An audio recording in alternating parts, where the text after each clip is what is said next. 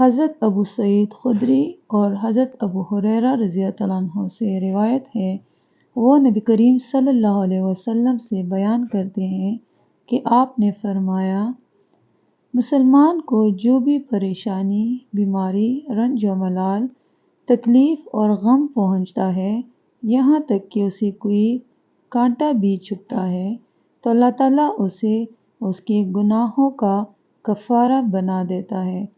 صحیح بخاری 5641۔ اس حدیث کا پیغام یہ ہے کہ ایک مومن کو جو بھی جسمانی یا ذہنی تکلیف پہنچتی ہے، اگر وہ معمولی سی ہو جیسے کانٹے کا چبھنا، اللہ تعالیٰ اس کے ذریعے اس کے گناہوں کو معاف فرما دیتا ہے۔ یہ اللہ کی رحمت اور فضل کی علامت ہے کہ وہ بندے کی آزمائشوں کو اس کے لیے مغفرت کا ذریعہ بناتا ہے۔ اس حدیث کی روشنی میں مصیبتوں اور بیماریوں کو صبر و رضا کے ساتھ برداشت کرنا نہ صرف اجر کا باعث بنتا ہے بلکہ یہ گناہوں کی معافی کا بھی ذریعہ بنتا ہے۔ یہ حدیث ہمیں حوصلہ دیتی ہے کہ ہم آزمائشوں کے دوران اللہ تعالیٰ کی رضا پر راضی رہیں اور صبر کا دامن تھامے رکھیں۔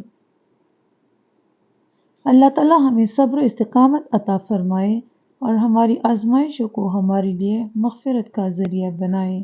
آمین۔